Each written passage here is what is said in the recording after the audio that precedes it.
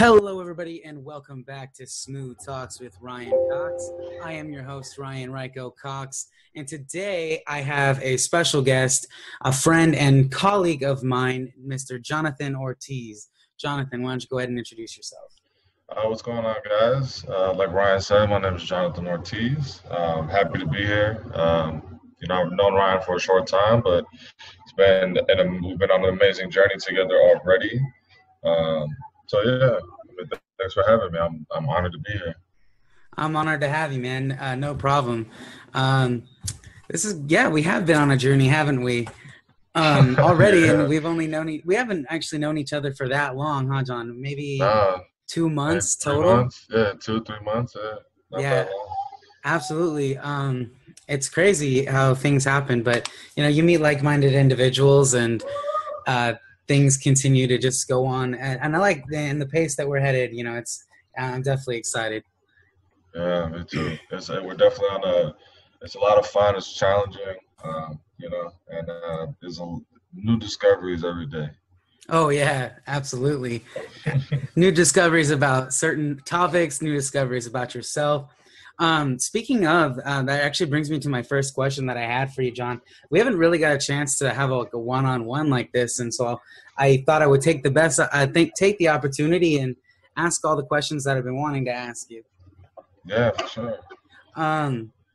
So I want to ask, we're going through this journey together. We both have the same mentor, and we're working on building a better life. I want to know, do you have like an ultimate goal or for life? And if you do, what is it? Um, Man, that's a good question. My ultimate goal is to live like a very stress-free life. A lot of that will come from financial freedom. Not having to work for anybody, having my money work for itself. Um, and I've touched on this in our meetings that we've had with our mentor and stuff. And for me, it's all about my kids. So that's kind of like the direction I'm heading is. Um, whatever fruit that I bear from this tree, is not really for me. It's for my kids. So I guess to answer your question, my ultimate goal is just to begin to be like the one that plants the flag for my family that starts like generational wealth. Absolutely. That sounds really defined. You know exactly what you're going to do. It's not even for you, it's for your children.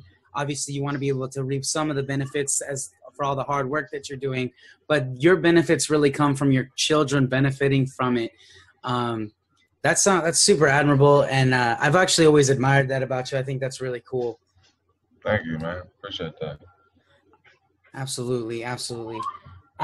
Speaking of the mentor, I know that you weren't always so well, I guess, defined, or I mean, maybe you were. So kind of take me through that process a little bit. Before you met our mentor, did you have the same goal, or were you completely lost, or what's going on? I'll take it back to kind of like my journey into adulthood. When Absolutely. I was 18, or when I turned 18, I had just recently moved from Orlando, Florida, where I grew up. I graduated high school, and my mom, who's a registered nurse, who's actually getting ready to retire in this December, so she's super excited about that. She got scouted to move to Arizona, and I didn't even know that nurses got scouted like ball players. That was a new thing for me to find out. And we went there, and I was in that that very vulnerable stage between high school and like the rest of your life. Right. Like, what do I do now?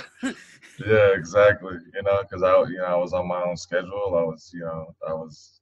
Yeah, you don't have a teacher. I got up in the morning whenever I wanted to, School set a schedule for you. You lose like structure. Yeah, I guess that's fair to say, right? You lose like a sense of structure without Absolutely, school, that's right? the perfect way to put it. Yeah, so I mean, I was sitting there just like many other high school graduates, right? You're like, shit, what do? I didn't do terrible in school, but I knew I didn't want to go to a 4-year university. Okay. That was just like something that I did that I wasn't prepared to mentally take on, so I never did it. Moved to Arizona, and kind of had to find out what I was gonna do. I always knew that I loved music, and I always was like recording buddies and editing stuff for like music and making beats and things like that. Really? I didn't know that about So you. That's yeah, awesome. yeah, man. So I did that for a while, and I always told like my like football buddies, like, hey, I'm gonna work in the studio, like in New York, like it's gonna happen, and they'd be like, man, that's awesome if Right. it happens, like good luck to you or whatever. But I didn't have any sense of direction. I didn't have like a defined blueprint or anything for it. So, um, but I got into school. I found a school in Arizona. It turns out it's like one of the best audio schools in the country. It's private. It's a private school, so you have to like interview to get in. 9-month program, so really really quick. It was definitely up my alley for what I wanted to accomplish in a short period of time. Right. Right. And the big thing that they offered was an externship program. So in order to graduate, you had to do an internship at a recording studio. So a light bulb Which went is off, and I was like, basically a "This foot is in the door. yeah, exactly." And I was like, "Well, there's my foot in the door for working in New York. Like that's what I wanted to do." So they're giving me the path. So I did the school thing there, in New York. And my goal I was there was to become like go from intern to like house engineer, like you know what I mean, like head engineer and stuff. Okay. Got real close with the studio owner at Chun King Studios. Um, but then after 2 years of working there and actually becoming like an assistant engineer and engineering a couple of sessions on my own, I met another guy who was an engineer. His name was Angel, and this guy actually gave me a lot of my experiences that I had in the music industry. I got to work with the whole Young Money, Cash Money camp, which is like Lil Wayne and all of them. You got to I work. worked, Did you ever meet them? yeah, actually, like I've been in the room with them. We've shared drinks, and we had like laughs, and I got to work with them. And actually, Wow. I worked with a lot of other guys too. No ID, Mariah Carey, Gucci Mane. I think what's his face, Kid Cudi, when he worked on his first like debut album, was at Chun King Studios. I got to meet him and like the Rat a Tat, which is like a group of producers and stuff. So I met a lot of people while I was doing that. Usher, like what people would call like A-list celebrities or whatever. Um, and it was really great. And my career went as far as like even being I put a beat together with this guy Angel, and it actually made it onto the Carter 4 album, Lil Wayne. But I, Really? I That's learned a that's valuable. freaking cool, man. Yeah, man, it was an awesome experience, man. The song's President Carter. So like I don't know if you're Yeah, listeners or I've heard Wayne that song fans at before. all. I've actually Yeah, heard. You so know what? That's actually one of. I'm not a huge Little Wayne fan. I'm not gonna lie, but right. that actually is one of the songs of his that I do know, and I think that it's awesome that I'm talking to the same person who had a hand in making that song. Yeah, It's funny how life works. You really yeah. just kind of like blown my mind right now. That's funny, man. That's awesome. You never know till you ask. So. Right. Um, but to kind of wrap it up here, the story a little bit. So like I got that done, but I was naive. I was young, so I got taken advantage of. My name wasn't on the album. I didn't Mm-hmm. get paid. Nothing came from it essentially, except for the fact that I had like the raw files for this Little Wayne Right. You. session. For a Uh. song that at the time hadn't been One more released yet. time. I'm sorry, I didn't actually catch you. I think you cut out right there. And I Nothing was saying happened like here except I for. was, nothing came from it. Financially, monetary wise, but Mm, here I was sitting with the raw files for this triple platinum artist. right. Um, like what am I gonna do with this? So I kind of just like to what I guess what where I'm from. They say you kind of had to take one on the chin. So I had to take one on the chin on that one, and kind of just charge it to the game and treat it as like a learning process. And then my focus was like, hey, I could do this. People actually like my sounds. I want to be on an album. So I made beats, and my primary focus was just to be on. And I made it on a couple mixtapes. A lot of a lot of local talent while I was working out in Miami, where I got to do the song for Lil Wayne there. A lot of local talent really was digging my sound, and so I was on a couple of like local artists in Miami. One of which eventually got signed to Bad Boy Records with Diddy, which was awesome. Can you can you You know, tell to me know the that name of the artist or no? yeah, his name's Zoe Dollars. So Zoe it's Zoe Dollars. Dollars. Yeah, Really? Zoe Dollars. Awesome.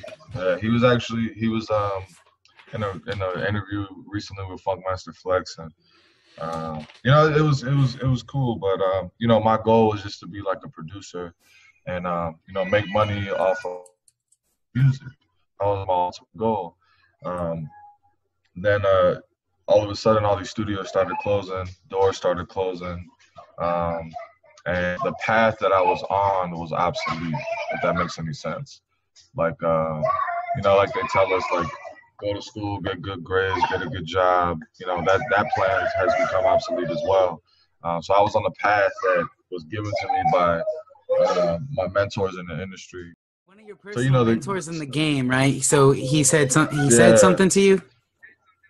yeah. He's like, you know, if you follow this path and you just listen and learn from the people that have done it before you, you know, you'll be fine. You'll survive. You'll make a living. You know, and I was totally cool with that. Totally Mm-hmm. cool with that. You know, I was super defiant with the dreams that everybody else wanted me to pursue, like going to a 4-year university. You know, I was always Right. doing stuff that was like unorthodox compared to like my siblings and stuff. Right. Um, Right. so, but yeah, so I came out of that, and you know, fast forward a couple years, you know, from I went through a bunch of stuff where I was like evicted. I was homeless in New York for like 3 weeks. Wow. Um, You've been through a lot, yeah, man. man, you know. Yeah, man. Kind of from like you know from you know scraping the bottom of the barrel to like you know in a decent position now. So I'm humbled by my journey. You know what I mean? You know I was working with like multi-million-dollar artists, making like $80 an hour as an engineer, and then I was like homeless, and then I got a retail job, and I was like working you know for minimum wage like a lot of other people fresh out of high school and stuff, Right. and you know, anyway, I got a job at a retail store as a stock supervisor or stock manager. They transferred me out to Prim. You know, I got this at the North Outlet here in Vegas. They transferred me to Prim, told me, you know, we'll pay you more or whatever, you know, just to get me to go out to Prim, and I went out there. Right. And Right. the Right. best thing that ever happened, the best thing that ever happened was I went to go buy a cup of coffee. Right. I'm a Right. coffee drinker, you know that about me. And Absolutely. Jonathan, let me stop you right there. Let me stop you right there. yeah, We're going to take a quick break.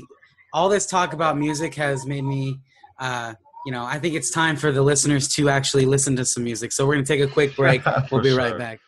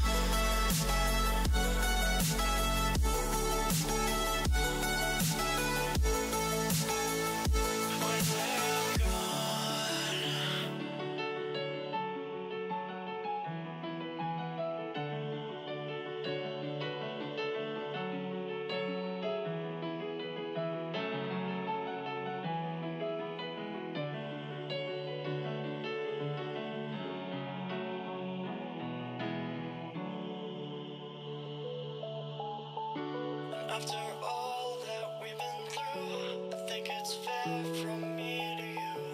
Watch it burn as we soar away. Hey, hey. After all is said and done, and I know I am the one, I have waited here forever. But all I know is what I'm told. This feeling cannot be controlled. We'll watch the stars when I am gone. Have faith in me, we'll behold. The skies are cast, they are foretold. We'll watch the stars when I'm gone. When I am gone.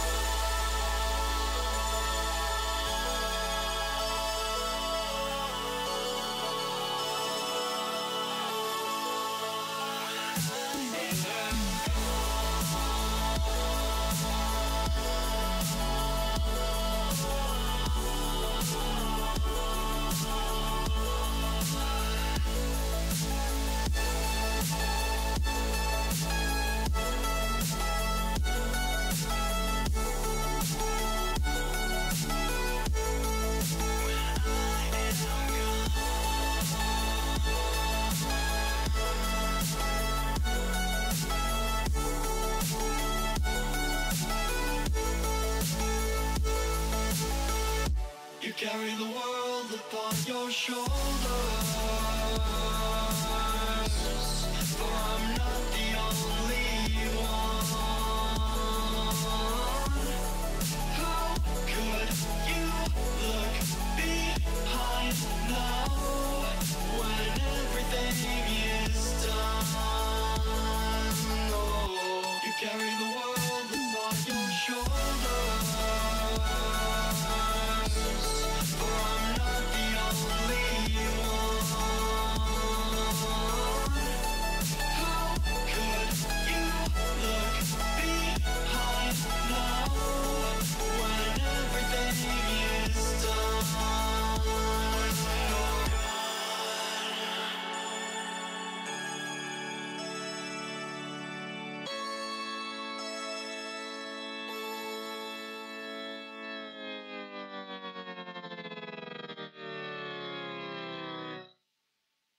Welcome back, everybody. This is Smooth Talks with Ryan Cox, and I am joined with Johnathan Ortiz. He's taken us through his journey where he was a music engineer. He worked with artists like Lil Wayne, and to all the way to being homeless in New York.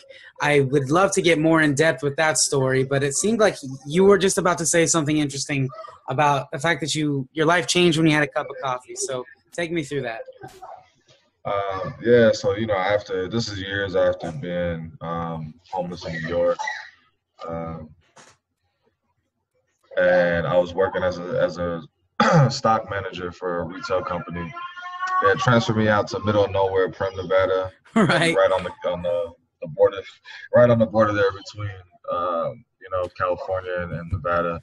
For anybody who doesn't know what Prim is, it's this little small rinky-dink town that's in the middle of, it's right there on the border between California and Nevada. They've got a mall, a few casinos, and this little lotto store. That's it. Yeah, don't forget the lotto store. That's it. Oh, man, yeah, that's pretty much it. And a tire shop, that new big old tires they put out there. They don't have a tire shop. Where? I thought they were built up. Andy had mentioned before that they were going to put a big old tires up there. Oh, no. And I was like, that's smart. Never made it. Okay. So only casinos, a lotto store. And a mall. That's it. All right. So, I went on a lunch one time and I went to grab a cup of coffee. I grabbed a cup of coffee from this establishment that was owned by an Asian family. And I didn't really too much care for the coffee, so I went back out, on another break. I had a cup of coffee from this place called Las Vegas Grapes, and this is where I met a gentleman named Andy, who is now my mentor and Brian's mentor as well.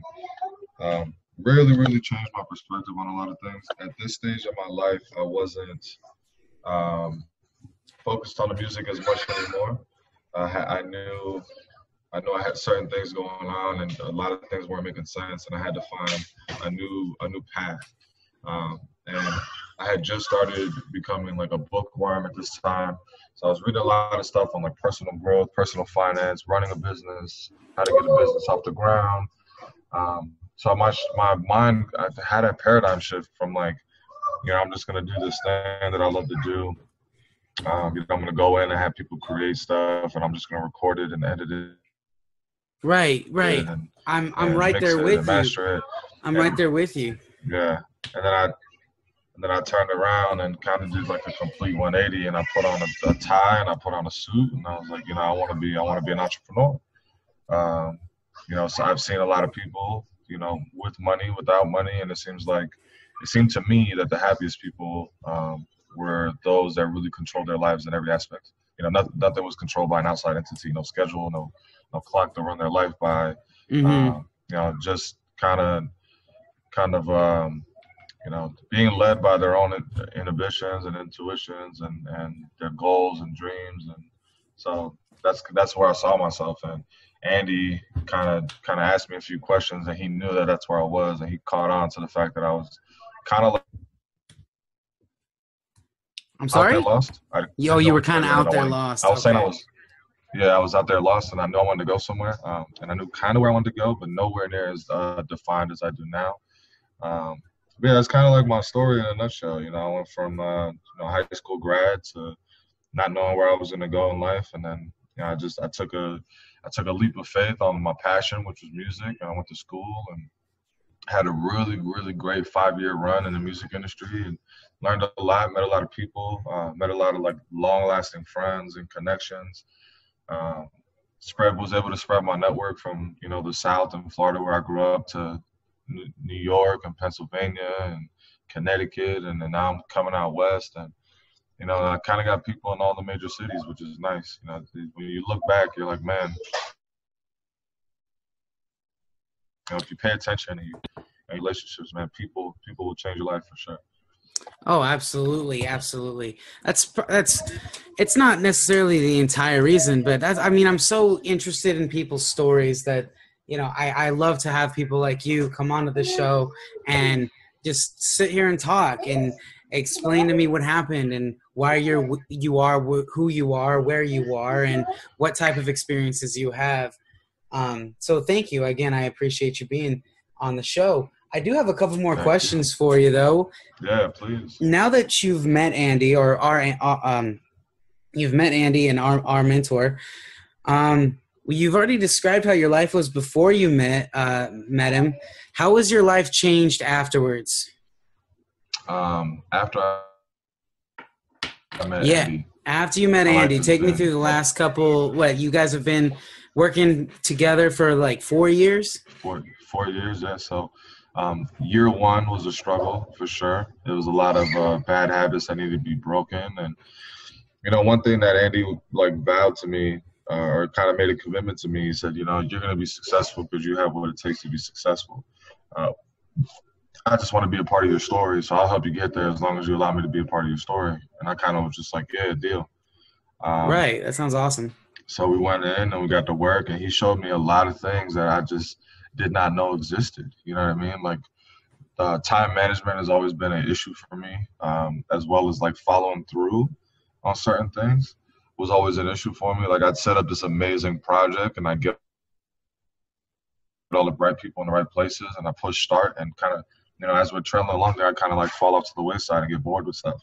And Andy kind of sat me down and took me through a couple of mental exercises and explained a couple of things to me. And I had to really, really, really take a hard look in the mirror and, define what it is that I was going to be about, what kind of mark I was going to leave on this world. So I started asking all these questions that nobody had ever asked of me. You know what I mean? So what does tomorrow really look like for you? Take me through your day tomorrow.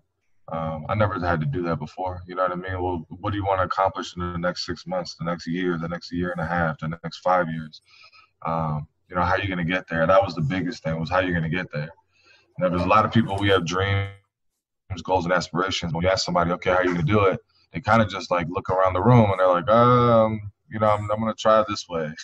I think No way. what a lot of people think or hope for is like some magical thing is just going to fall from the sky and say, "Hey, And this here is it what it's is. all about."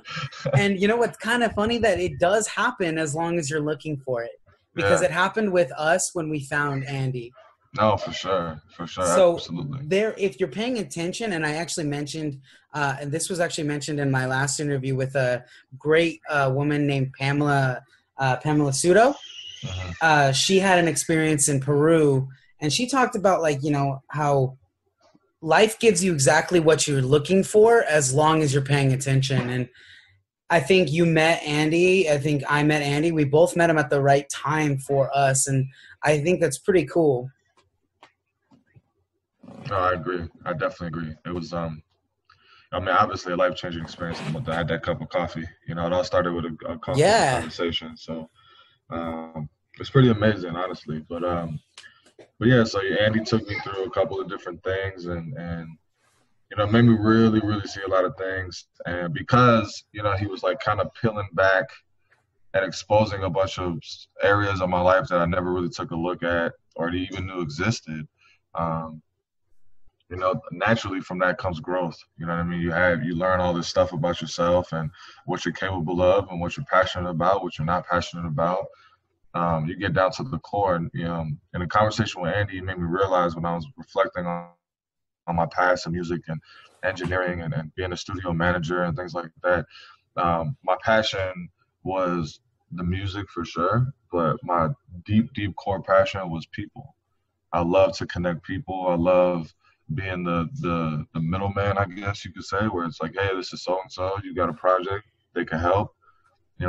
Let's do this together, and maybe we'll break some bread over this. You know what I mean, kind of thing. We'll make some money out of it. So I think that's that awesome. that was really, I guess, like my passion, and I didn't realize that until 2 years in dealing with Andy, having those conversations. He's like, what gets you going? What is it that you love? He asked me too. He's like, why do you work retail? Like, what is it about retail that keeps you coming back? And I told him, well, besides like the ease of being paid, because retail is not really, to me, it's not really that difficult of a career to pursue, retail management and things like that. But I really just like found out that I was all about the people, because I found myself like people would come to me as their manager and they're like, hey, I got to talk to you.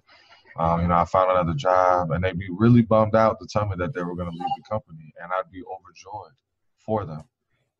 Just because I was more concerned about them personally taking a step in the right direction than whether or not I can fill a position within the next week or so. You know what I mean? Like it just Right. that's what really You cared mattered. less. You cared less about the business per se, and cared more about that person, and said, okay, well, if this is the step in the right direction for you, I completely understand that, support that 100%, Yeah, and good luck to you. yeah. They're like, oh, I need a 2-week notice, and I kind of be like, no, you don't. You can leave today, and tell the other place you can start today because you need to get out of here. Like That's they'll get that. awesome. You know That's what I awesome mean? because I know a lot of managers, Right. that are completely against that. They're like, no, you always have to leave a 2-week notice. That's the way it goes. Yeah. You're gonna leave a bad taste in the mouth. And they basically, if you don't leave a 2-week notice with them, you leave a bad taste in their mouth to a point where it's like, if something didn't work out and you actually did need to call them and try to get your job back, it's not gonna happen. And Yeah. Right. Right. And there's, to what you said, that is like, professional etiquette, right? That's like yeah, the right way to do it, But I'm totally non-traditional. And the guys I'm talking about that I had to like sit in a situation, they'd be handing me a 2-week notice, mm-hmm.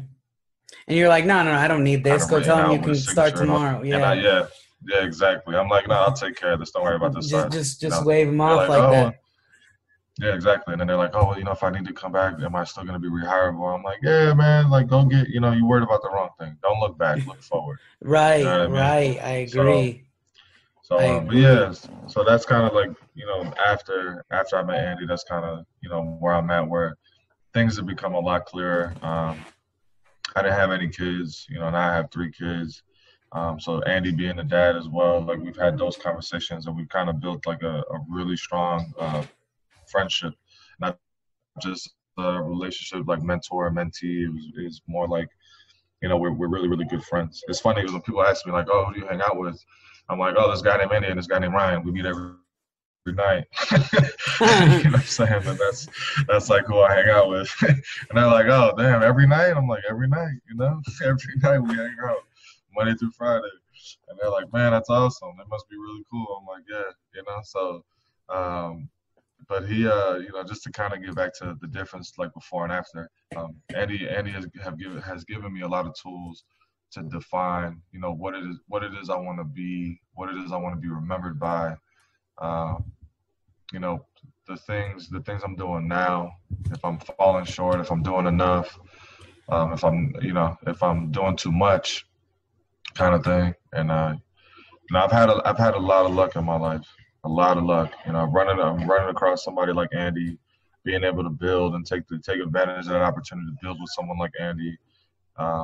My wife, the way I met my wife was very, very spontaneous, and the way the relationship panned out was very, very unorthodox. And then, now we have a beautiful family, beautiful home, and we're both just looking to go up. So I've been blessed a lot, but more blessed to like recognize that I've been blessed. You know what I mean? Right. I think a lot of people are like that. Johnathan, hold that thought. We're going to take a break for just a quick second. I'm going to play some tunes for everybody, and we'll be back. Sounds good.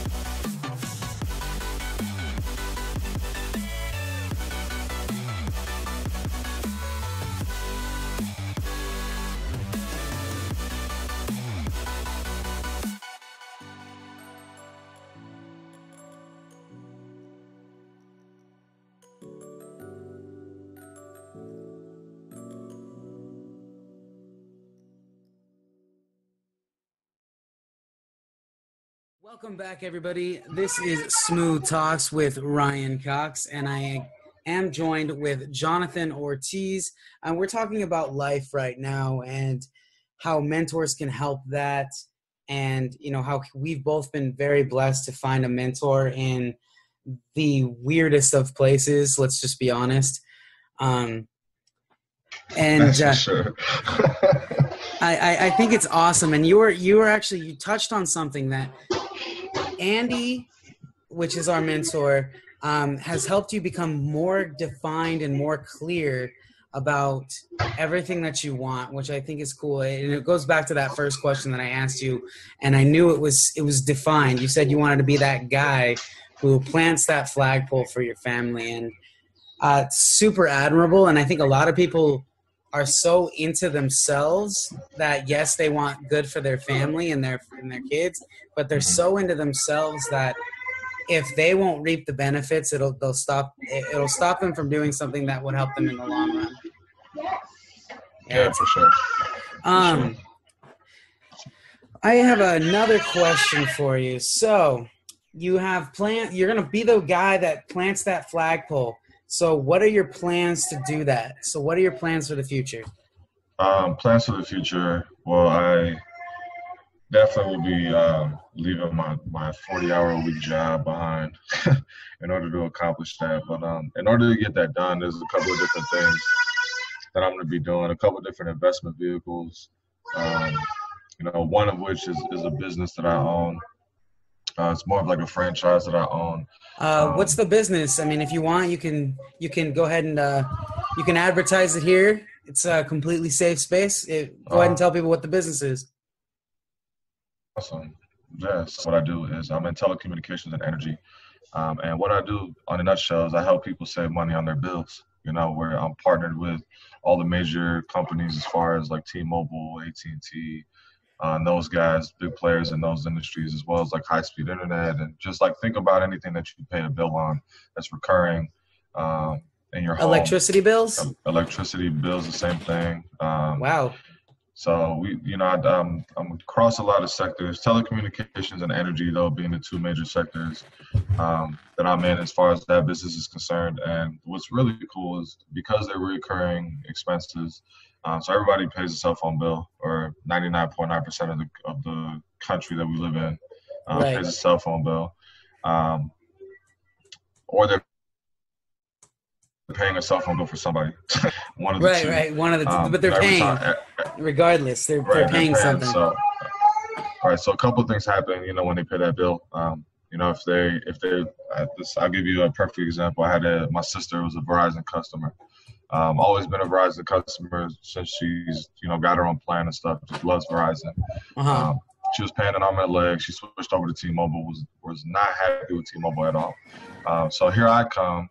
She's having a conversation with me, and I told her, I was like, well, Bianca, I'm partnered with Verizon.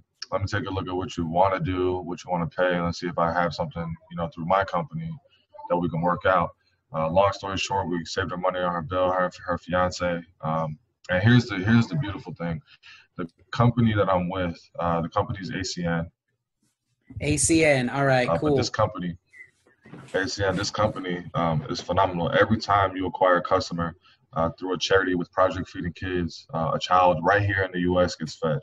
Really? Yeah, which is phenomenal. That's phenomenal. Yeah, a lot of people don't know this, man, but there's like 60 million kids in the U.S., 60 million right here in the U.S. that don't know where their next meal is coming from. So basically what you're trying to say is through your company, I could pay my phone bill and feed a family. I'm going to pay the phone bill anyway, but I can go through your company. I can go through your company, save some money, and feed a family. Exactly. That sounds absolutely phenomenal. I think more people need to know about that. I agree. And what's really amazing, and that's not even the end of it. So let's say, Ryan, you're with, just for conversation purposes, you're with T-Mobile, right? You decide, hey, you're with T-Mobile as well. You could lower my bill, even if it's $5, $10, $20, whatever. That's amazing, because that's more money in your pocket. Right. So you pay the bill. The company would feed a child. Every single time you pay your bill, a child gets fed, month after month after month after month, right? Then they have another thing. It's called Strive for 5 program. If you know 5 people that want to save money on their bills, they do the same thing that you did, which was just switch over from T-Mobile with T-Mobile, essentially. Then you would just come over to T-Mobile with us, right? Mm-hmm. For doing that, it's a referral program. For doing that, the company pays your bill, and you only pay taxes on your bill. So to kind of give you a snapshot of what that looks like, I pay my bill through myself. I own my own franchise portion of this company. So actually, I switched all my stuff over so I can get paid on my own bills. Right, it makes a lot of sense. Right. And then I got 5 customers because that's my job. I'm a business owner. I'm supposed to get customers. It's how to keep businesses running. Without customers, everything fails. So I went out and got 5 customers, and for the last year and a half, my phone bill has been $5.50. Wow. And I have unlimited talk, unlimited text, unlimited data. I'm on the T-Mobile network. It's the same phone number I had, the same phone I had, everything. Everything's the same except who I pay my bill to. And, I get all those benefits. So I'm feeding a child, right? I'm saving hundreds of dollars a year in cell phone bills. And the people the customers I acquired, they're also feeding children and also saving money, and on their way to cell phone bill as well. And that's only one of the services that I provide with my business. So it's a pretty amazing business as far as what they offer to their business owners or their franchise owners and their customers. That sounds absolutely fantastic. That's one, and I'm going to get all the information, and all of the information is going to be linked in the description below. So anybody who's listening and wants to know more, I'll go ahead and copy the URL so they can get some more information. John, I'll get that information from you shortly after. So anybody who wants to get involved can go click that link and start learning more about the business and get involved and understand exactly what they're doing. That sounds phenomenal. John, you said it was investment vehicles, your business. Is there anything else? I mean, I know that you have more plans for the future.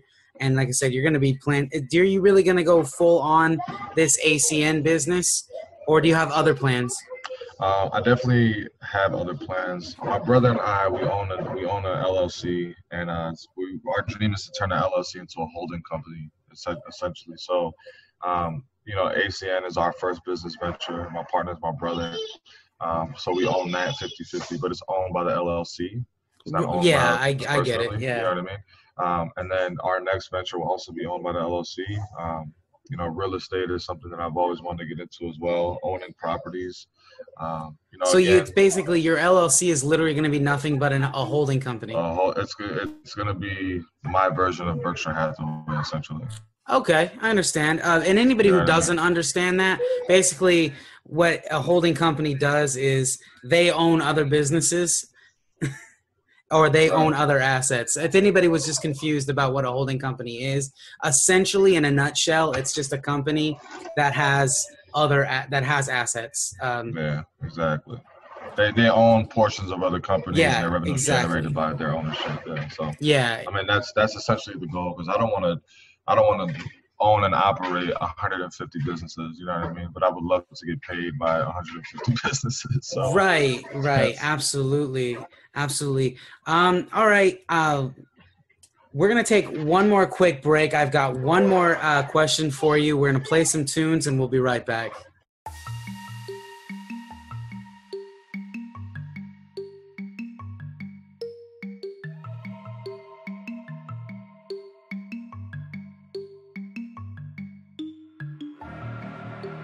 Take what you want from me.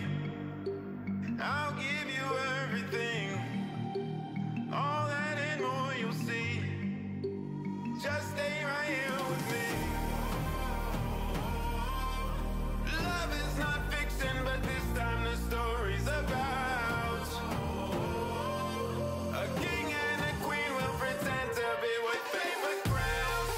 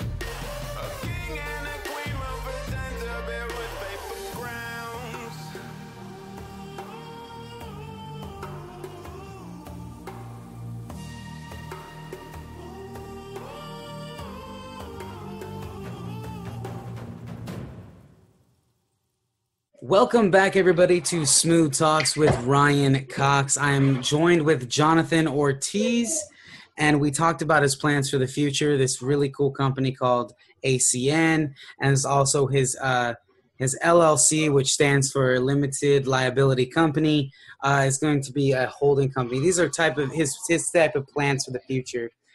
John, you've done more than I could have asked for when it comes to telling me about you, telling everybody about you and your story. So I really appreciate you sharing that. It's absolutely phenomenal. I had no idea that you came from, the music industry. I would have not guessed that in a million years. So I think that's really cool that you can just shock somebody with how far somebody has come. So I appreciate you sharing your story, John. I absolutely do. No, thank you. Thank you for giving me the platform. I really appreciate it. I only hope that the story could be, inspirational to somebody or, right. Somebody with whatever they're going through. I hope so too. I really do. Speaking of inspirational to somebody, my last question for you is, do you have any advice that you might want to give somebody who's listening to this right now?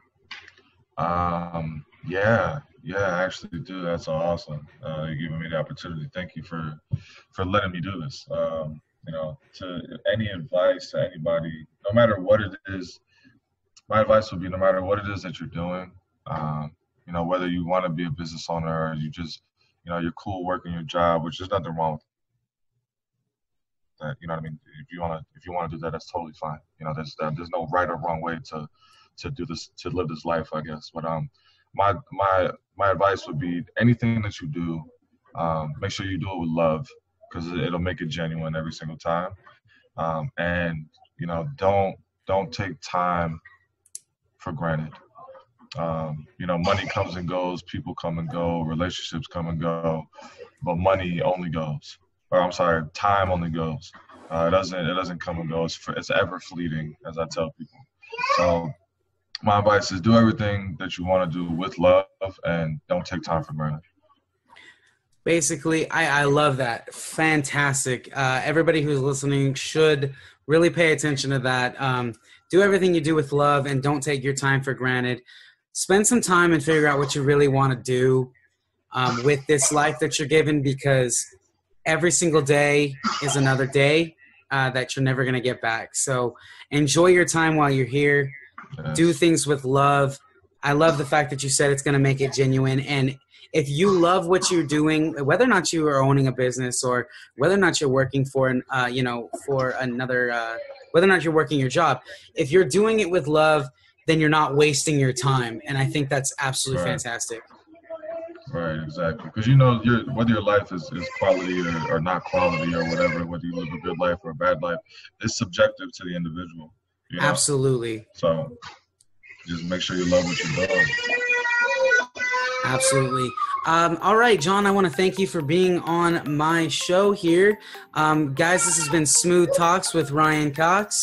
I am your host, Ryan Ryco Cox. This is going to be Ryco signing off. Take it easy, guys.